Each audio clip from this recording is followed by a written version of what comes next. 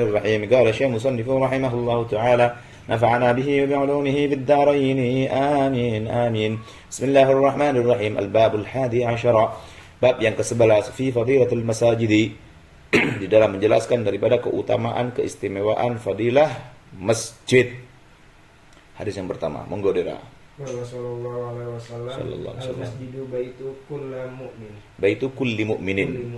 Ya, masjid adalah rumah dari setiap orang yang mengaku beriman kepada Allah. Jadi makanya kenapa masjid itu wajib ardun mauqufah. Dikatakan masjid bila itu statusnya diwakafkan, menjadi hak milik Allah. Baitullah, rumahnya Allah. Ketika sudah menjadi rumahnya Allah, maka sudah barang tentu akses kebermanfaatannya adalah untuk seluruh daripada hamba-hamba yang beriman kepadanya.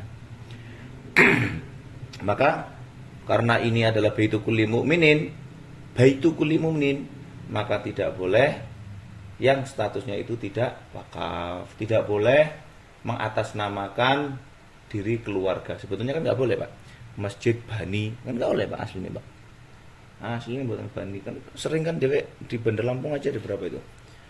Di perempatan itu loh, samping Al-Huda. Al-Huda ke sana sebelum Wedadi. Nggak boleh aslinya itu.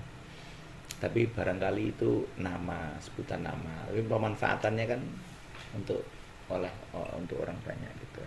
Baitu kulli mu'minin. Orang yang mengaku iman memiliki hak yang sama untuk menikmati, memiliki masjid. Nggak boleh disegel, nggak boleh ditutup, nggak boleh dikomersil, termasuk di antaranya.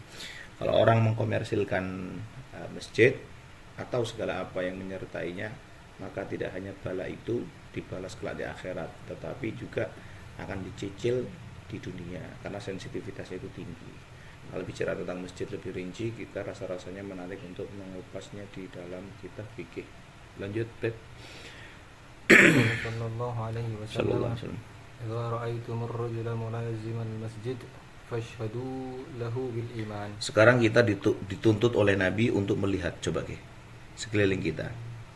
Kalau Anda pernah melihat ada seseorang yang aktif datang masjid, hadir sholat di masjid, maka ketahuilah, siapapun itu, bapak kita kah, ibu kita kah, nenek kita kah, kakek kita kah, ketahuilah, dia adalah orang-orang pilihan Allah. Kenapa? Karena dia merupakan orang-orang yang mendapatkan kucuran nikmat dari Allah Subhanahu wa ta'ala. Saya kemarin di mana tuh? Ya Allah, ngaji di mana terakhir? Di Teladas. Masya Allah ya. Saya benar-benar futuh di sana. Ketika Gus Faul selaku tuan rumah itu mengatakan hidayah yang penting sambil teriak, sampai aku ngaji nih koyo orasi ini. Benar memang saya akhirnya mengupas di situ. Kenapa kok Al-Fatihah itu setelah Bismillahirrahmanirrahim, Alhamdulillahirabbil Arrahmanirrahim, Maliki yaumiddin, Iyyaka na'budu wa iyyaka nasta'in, Ihdinas siratal mustaqim. Ternyata memang benar. Setelah kita memuji ngalem pangeran, pada akhirnya kita itu tidak membutuhkan sekedar ilmu, tetapi kita butuh apa? Hidayah. Ada banyak saya kira di luar sana, bahkan waliyadzubil dzalik, mungkin kita diantaranya yang ketitipan ilmu tapi nggak ketitipan hidayah. Makanya kenapa kita perlu untuk sering-sering baca Fatihah dengan segala keistimewaan yang kita tahu atau belum tahu, hadirin. Ihdinas siratal mustaqim, ya Allah berikanlah hidayah ya Allah. Ada satu hadis yang mengatakannya. Nanti di akhir zaman, kata Nabi ini, nanti di akhir zaman ada orang dikatakan oleh Nabi sebagai busuk-busuknya orang. Siapa dirinya? Adalah orang alim tapi munafik. Kealimannya hanya keluar dari bibirnya tapi tidak dengan hatinya. Contoh yang sering kali kita bawa adalah masyarakat jamaah itu hadir di pengajian, di majelis taklim, majelis sholawat karena mencari ridho Allah, mencari rahmat Allah, mencari hidayah dari Allah, mencari Allah, tetapi yang dihadirkan dalam hari ini ustadznya itu murni kehadirannya untuk mencari harta, untuk mencari dunia dan seisinya. Semoga Allah selamatkan hati kita, semoga Allah terus membimbing kita dan senantiasa diberikan hidayah wa taufik wal inayah. Amin ya rabbal alamin. Sekali lagi kata Nabi, bila engkau menjumpai ada seseorang yang aktif senantiasa selalu gelisah hatinya kalau enggak sholat di masjid, bersanding di masjid, melewati masjid tapi enggak mampir, maka ketahuilah itu orang memiliki iman. Saya ulangi, orang pengennya sholat di masjid tuh, lihat Devin kini wajar lah pondok lah, tapi kalau pas metu kok hawane enggak kepenak lah, enggak sholat di masjid enggak kepenak. Maka ketahuilah kita termasuk di antara orang-orang yang dipilih oleh Allah dengan dititipkannya iman dalam hati kita. Fa adkhilna al-jannata bil iman wal islam wal ihsan wasyahadah bi an la ilaha illallah Muhammad Rasulullah sallallahu alaihi wasallam. Lanjut, Ci.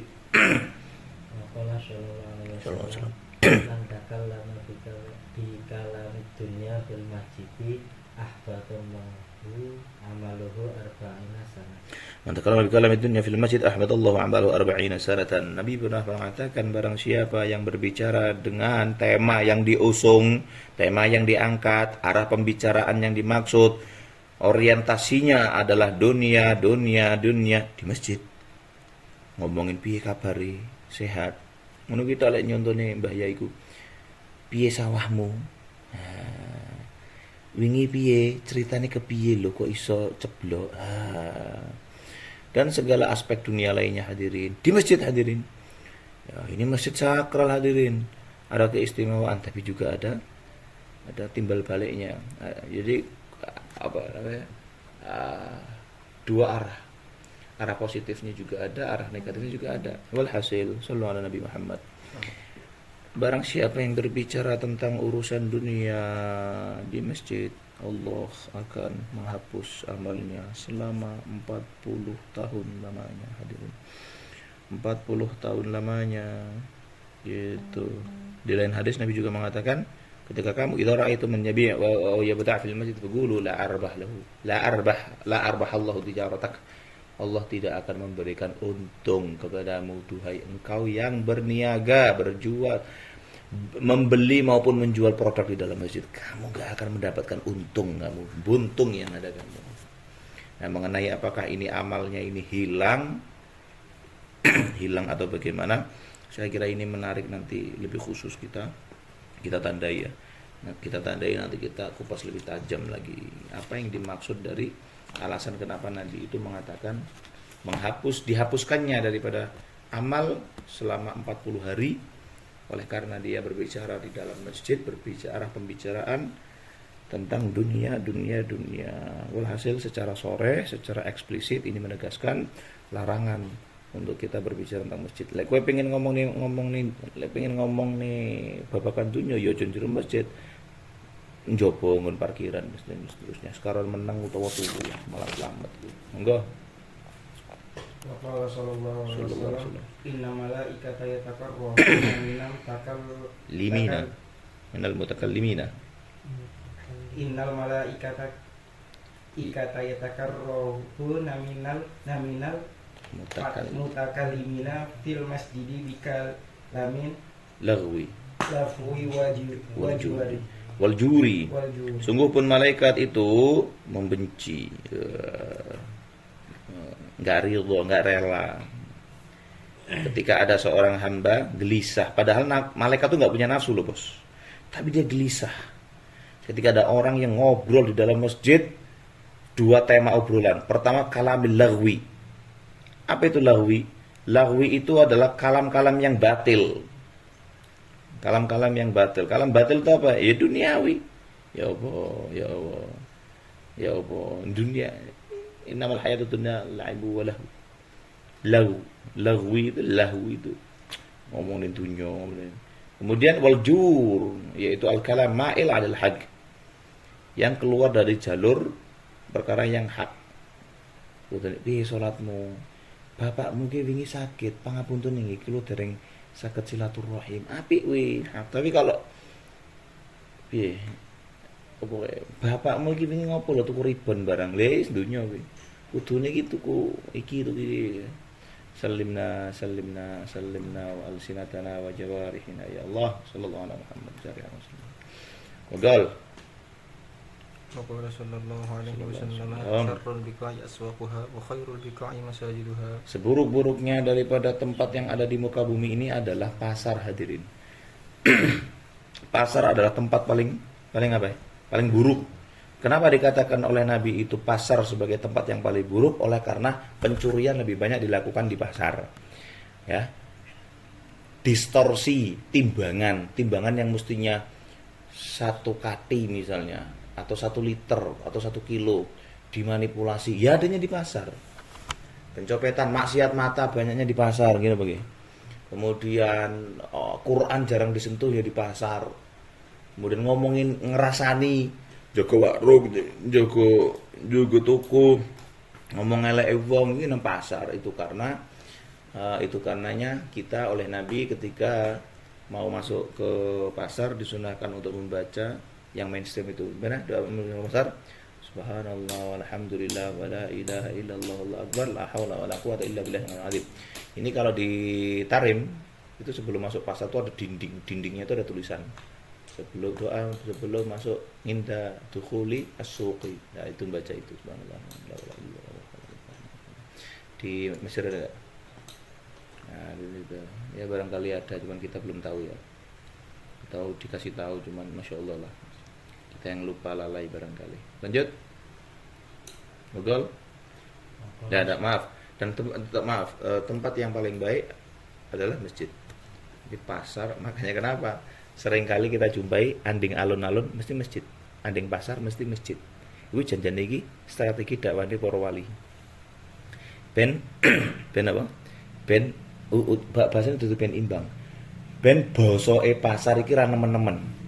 Ben bahwa kemudian ada analisa liar salat wong pasar ben enggak adu-adu teko masjid itu kan alasan yang kesekian, tapi utamanya adalah syiare ulama biyen iki masyaallah tabarakallah ya. Alus banget, aja sampai bosok-bosoke wong sing enek nang jero pasar sebagaimana bosok-bosok enggon sing enek nang donya iku ora sampai difilter karo masjid. Wis rusak timbangane, mripate, tangane, sikile, lambene mripat. Dan barang kalir mari ngono ora krungu adzan. Wes, ajur tinggal ngelempit di donya. Kan ngoten. Pun lanjut. Wa qala sallallahu alaihi wasallam. Idza dakhala ahadukumul masjidah fala yajlis hatta yusalliya rak'atain. Nah, hadis ini mengisyaratkan kepada kita tentang perintah salat tahiyatul masjid. Kamu itu kalau masuk masjid jangan duduk sebelum terlebih dahulu kamu menunaikan 2 rakaat salat tahiyatul masjid. Ingat, salat tahiyatul masjid itu tidak melulu usolli sunat tahiyatul masjid, enggak. Kowe salat sunnah qobliyah subuh, sunnah fajar ya diarani tahiyatul masjid. Sekalipun kamu tidak niat salat tahiyatul masjid. Kamu niat salat zuhur, langsung salat zuhur, ya dihitung. Kamu niat salat Jumat, ya kamu dihitung tahiyatul masjid. Tahiyatul masjid intinya adalah salat yang 2 rakaat itu ditunaikan pasca memasuki dirinya ke dalam masjid. Muncullah pertanyaan, kalau seandainya 1 rakaat gimana? Jawabannya adalah di bawahnya ada waqtalafa fi aqallihi. Ulama berbeda pendapat. Was-sahih i'tibaruhu fala tata'adda hadhihi sunnah bi aqalli min ar-rak'atain. Wattafaqa a'immatul fatwa ala anna al-amra fi dzalika lin-nadab. Yes, perintah itu adalah sunnah dan ulama khilaf kalau cuma salat witir gimana. Ada yang bilang apa, ada yang bilang enggak apa-apa, ada yang bilang boleh, ada yang bilang enggak boleh. Walhasil mudah-mudahan tubuh kita senantiasa selalu diimbangi gerak-geriknya, tidak hanya untuk urusan dunia saja, capek karena urusan dunia saja. Mudah-mudahan juga kita makin sering capek ini tubuh dibuat sholat, ibadah, baca Quran, puasa dan seterusnya. Amin. Lanjut. Qala sallallahu alaihi wasallam irtafa'ati masajidu syaqiyatan min ahliha alladhina yatakallamuna fiha bi kalamid dunya fatas taqbiluhal malaikatu fataqulu ji'i faqad bu'ina bihalakihim. Masjid itu akan dengan sendirinya itu berontak. Ketika ada bentuk berontakannya seperti apa? Nanti dulu. Masjid itu kan memiliki ruh. Jamaat semuanya kan memiliki ruh. Ini emas memiliki ruh, HP memiliki ruh, daun itu memiliki ruh. Makanya kenapa dalam Al-Qur'an subhanallahi ma fis samawati wal ard.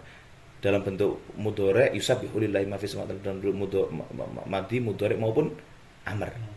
Bahwa semua yang ada di muka bumi ini, di langit, di bumi dan di antara dua itu, semua entitas itu bertasbih kepada Allah Subhanahu wa taala dengan bahasanya masing-masing dan bersyukur alhamdulillah sebetulnya kita tidak mendengarkan tasbihan daripada mereka. Bila kita mendengar tasbihan seluruh makhluk yang ada, betapa bingungnya kita barangkali menjalani hidup. Wong kipas jithik ya rada mbrebeki ya dhewe turu. Bayangno lek misale lampune melu muni, lemari melu muni, urung rambutmu dhuwur, ngisor melu muni. Wah kan tambah loro iki cecek kuwi. Alah wis ya Allah. Nah, termasuk ini juga hadirin, masjid itu juga bertasbih. Tetapi ketika masjid itu di dalamnya ada beberapa kumpulan orang yang berbicara tentang dunia, taqbilu hal malaika fataqulu, berontak sampai malaikat itu geding, greget. Irji'i faqad bu'ithna bihalakihim. Allah menurunkan balak dengan kehancuran pada diri seseorang yang berbicara dunia di dalam masjid, ngomongin dunia. Wong ki lek ketemu nang masjid kan cenderung kan ngobrol. Mulane aku rada cocok misalnya nek pengajian iku nang masjid tapi nang latare masjid. Aku rada cocok karo Muhammadiyah lek gawe acara iku aja nang jero masjid. Saya ulangi, rada cocok iki lek wong NU gawe acara jero masjid ku ngerokok. Lah ngerokok kan ra mungkin ngomongne siji ngomongne rokok boleh enggak sih? Ya kalau dia istighzar wal istihza kan haram toh. Tapi kan lek ngomongne LBM juga ya kan enak asbake, dhewe kan enggak ngasbak dengan dihilah wae. Ya wis ra apa-apa, wis pokoke enak asbake sing penting ku rusuk meneh. Tapi kan sing iso ditadai asbak kan utise, mari ngono pokoke reseke, tapi tidak dengan aroma dan baunya toh.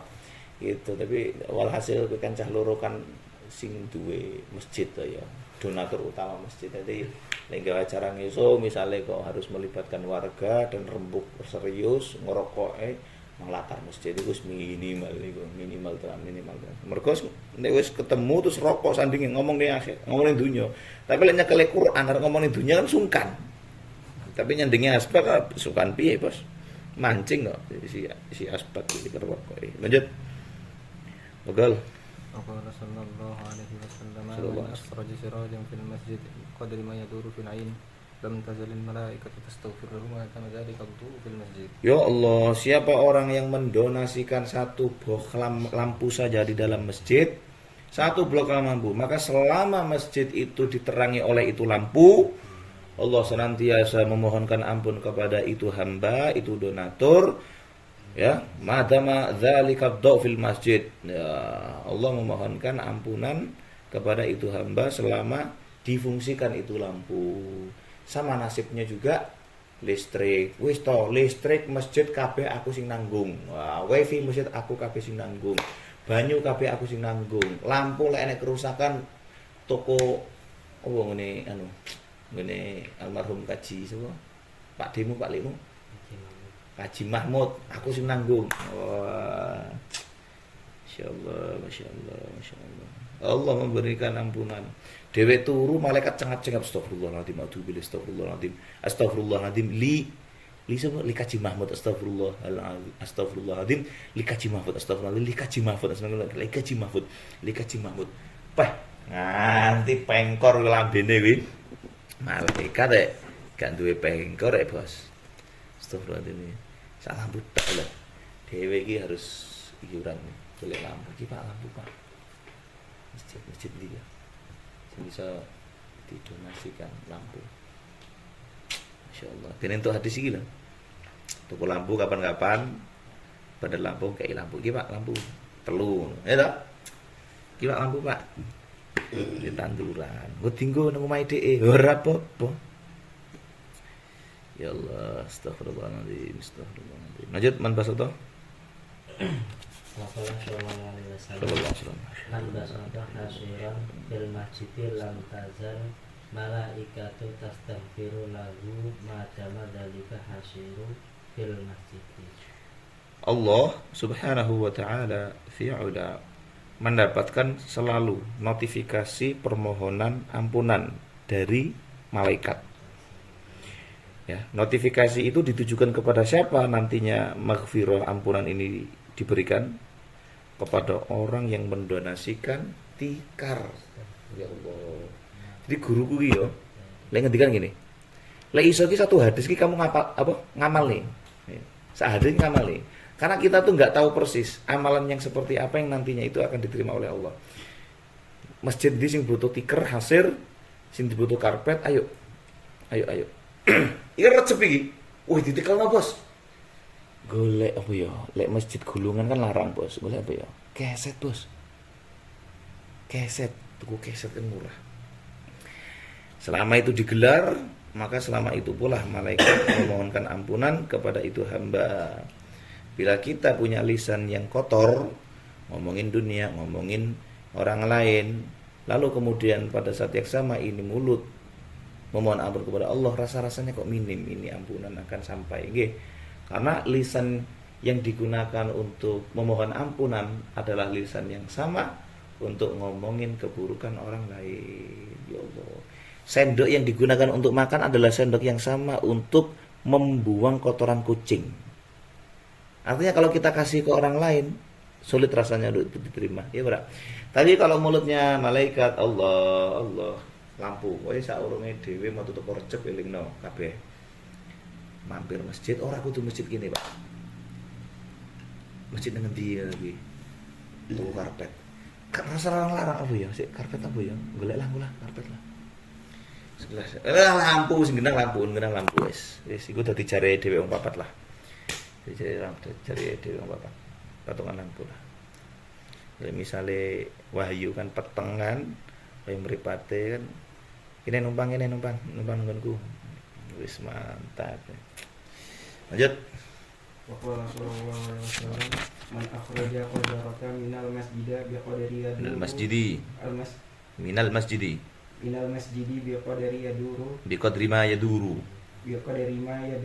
fil aini akhrajahu ta'ala min a'dhami dzunubi. Kalau Anda punya paling gede-gedenya dosa, saya ulangi, Anda memiliki paling besar-besarnya dosa, maka paling besar-besarnya dosa itu apa? Misalnya syirik.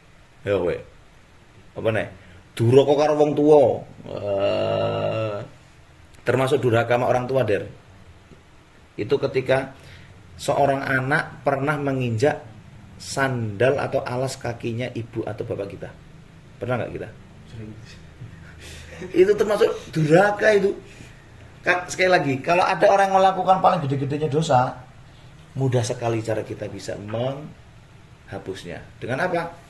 Mengeluarkan atau mengambil kotoran di dalam masjid. Ke masjid kita kan banyak kotoran. Contoh, wong ngombe aqua gelas sampai dijimu atau karpet. Wih, saya bilang, aslinya iki cah cilik iki ngerti ya. Dek iki orang gambar, ngersiki kotoran. Terus disai tuh, aku menangi banget, sering banget tuh ulama-ulama tarim itu. Jimui benang siji terus dilebokne. Siwak kan rontok. Jimui ini sambil nunggu. Ini ya Allah, masyaallah. Ya Allah. Muga-muga dhewe iso ngamale lah.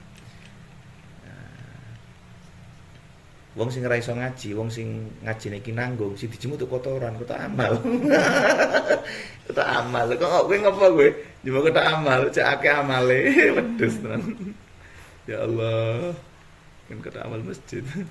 Lanjut, waqala Nabi sallallahu alaihi wasallam. Waqala Nabi sallallahu alaihi wasallam. La taj'alu masajidakum katuruk. Nah, ini nih. Jangan kau jadikan masjidmu itu seperti jalan. Umumnya jalan gitu apa? Jadi gini. Kalau guru kami memberikan ilustrasi dari jalan. Gambaran jalan itu kan biyen itu kan anak bis-bisan toh. Saiki kan HP-an, Bos. Nggon nyangkruk. Wis kuwi lek guruku lek ngene, nggon nyangkruk. Jadi nyangkruk yuk masjid. Terus HP-an, terus PUBG, terus ngobrol nih guru bagi yang berseragam pramuka maupun seragam-seragam dinas. pameran HP, pameran barang dunia lah guna masjid. Nah, ini guruku kumpul kayak bis-bisan. Al-basat fil fil turuq. Basat podo bis-bisan. Nang kene jarang ya nek bis-bisan. Nanti bis-bisan tahu kan? Tempat duduk lah, paham lah. Tempat duduk depan rumah kita itu. Kan ada. Ya, jangan kau jadikan masjidmu itu untuk ngomongin perkara dunia.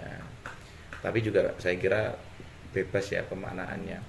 Jalan artinya kotor, jalan itu artinya itu berdebu, jalan itu artinya itu seolah tidak menjadi milik bersama gitu. Tapi kalau guru kami menjelaskan la taj'alu masajidakum qaturuk, itu sebagaimana jalan itu tempat kumpul, tempat kumpul. Tapi saya kira juga menarik rasanya kalau dimaknai sebagai tempat transit gitu. Kalau mencari ketenangan ya di masjid, mencari solusi di masjid. 0 km dari tempat ketenangan, recharging imanitas kita itu adalah di masjid. Jagung tok wis. Aja kaya dalan go lewatan tok, aja kaya dalan go sliweran-sliweran tok. Ya kaya dene topo lah, dhewe lek topo di depan laut yang begitu luas, di hadapan pemandangan yang hijau, di bawah rimbunan pohon, itu melahirkan vibes yang cukup menenangkan. Maka ketahuilah itu jauh lebih menenangkan bila itu dilakukan di dalam masjid. Kalau lah dewe lagi-lagi di bulan Rajab kan mumpung sih kakak kalau adik enak mah gitu, mulai toko ngasuh menjadi masjid 15 menit deh. Jagung wis jagung. Estu 0 km dari tempat yang syarat akan ketenangan, kenyamanan, keteduhan adalah masjid. Masjid menang. Evaluasi, muhasabah.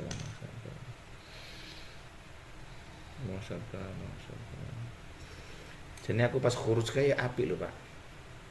Jadi khuruj kayak nggak boleh ikut khurut kecuali sangu sleeping bag. Wingi dhewe pas lu ngandeng bandara kan pada mambu kabeh kuwi. Feeling ra kuwi. Soal bandara zamane nasional kuwi. Ya mergo ora karo sleeping bag. Dan sebelum setelahnya itu semprot, Pak. Mambu keringat. Ya Allah. Jadi bukan jamaah tabligh yang salah, tapi mekanismenya, teknisnya. Ya kaya dene NU lah. NU iki ya kudune ra ngene iki. Kalaupun ada terjadi yang sebagaimana sudah terjadi dan sedang terjadi, maka bukanlah NU-nya, tapi yes, menubilah simbol kalau asosiasi mengatasnamakan ulama, mengatasnamakan anbiya, mengatasnamakan agama, tapi ditunggangi kepentingan dunia, pada akhirnya akan putus. Itu simpul. Solusinya bagaimana? Islah wis. Gak usah kok ngedol aku kiai, aku rois am, aku syuriah, aku wis. Ulama kan nahdlatul ulama, bukan nahdlatul alim. Kumpul ulama dan nahdoh kebangkitan, bukan jumud inhitatul ulama, ya berak, atau sukutul ulama. Nahdoh, namanya nahdoh kan semangatnya adalah apa itu? Al-muhafadzatu 'alal qadimis salih wal akhdhu bil jadidil aslah fal aslah. Mempertahankan sekaligus melestarikan tradisi yang klasik selama itu baik, sekaligus upgrading sesuatu yang jauh lebih baik di tiap periode, di tiap muktamarnya. Ada yang ambil, ada yang baik dicangkok, ada yang baik direduksi dan seterusnya. Wallahu a'lam bishawab. Ja'alana wa iyyakum mimman a'mara masajidallah wa askana masajidallah wa shalla jama'atan fi masajidihi wa Allah ta'ala an yusalla fil masjid ma'a zumratil muslimin al-mu'minin al-khashi'ina haythu yuzaru kuburuna minas salihin faj'alna minas salihin al-amilin fa Allah ta'ala an yaj'al masajidan ma'mura bil ilmi wan nuri wal judi was salati 'ala nabiyyi wa tilawatil qur'ani wa anna Allah ta'ala yujanniba masajidana bil khusuma al-istiham wal kalamid dunya. Sallallahu ala sayyidina Muhammad wa sayyidina Muhammad alhamdulillahi rabbil alamin. Sebab ya.